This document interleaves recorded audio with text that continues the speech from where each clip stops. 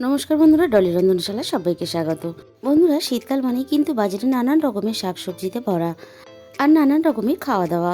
আর তাই আজকে দারুণ একটা রেসিপি তোমাদের সাথে শেয়ার করলাম, আশা করি তোমাদের ভালো লাগবে।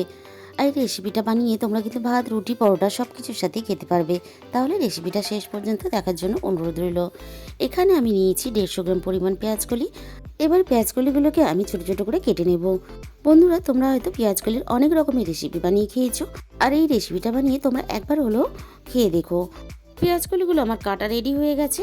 এরপরে দেখো, আমি এখানে দুটো মাঝারি সাইজের আলু এইভাবে ছোটো ছোটো করে কেটে নিয়েছি লম্বা লম্বা করে। এবার একটা মশলা বানানোর জন্য আমি এখানে বড় চামচে 2 চামচ পরিমাণ পোস্ত নিয়ে নিলাম। তোমরা এখানে অর্ধেক তিল আর অর্ধেক পোস্তও ব্যবহার করতে পারো। আর দিয়ে দিলাম ঝালের জন্য কাঁচা লঙ্কা, খুব ভালোভাবে পেস্ট বানিয়ে নিয়েছি। অপরদিকে কড়াইয়ের মধ্যে আমি প্রয়োজন মতো সর্ষের তেল খুব ভালোভাবে গরম করে ফোড়নে দিয়ে দিলাম কালো জিরে। এরপর দেখো, এখানে কেটে রাখা আলুগুলোকে প্রথমে দিয়ে দিলাম তেলের মধ্যে। প্রথমে আমি আলুগুলোকে খুব সুন্দর করে লালচে করে ভেজে নেব। আলুগুলো আমার ভাজা রেডি হয়ে গেছে। এরপরে আমি কেটে রাখা পেঁয়াজগুলো দিয়ে দিলাম, আর সাথে দিয়ে দিলাম এখানে স্বাদ মতো লবণ। এবার আলু আর পেঁয়াজগুলি একসাথে ভেজে নেব।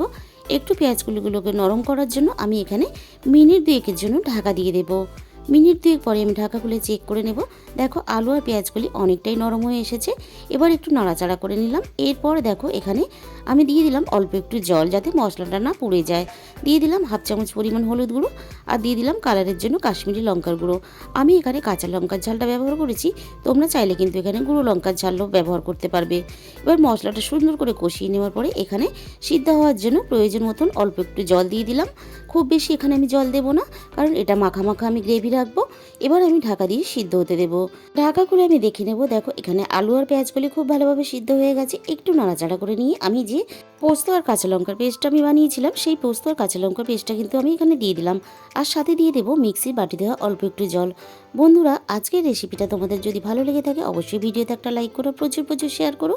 আর এরকম নতুন নতুন অনেক রেসিপি পেতে অবশ্যই আমার চ্যানেলটাকে সাবস্ক্রাইব করে নিও।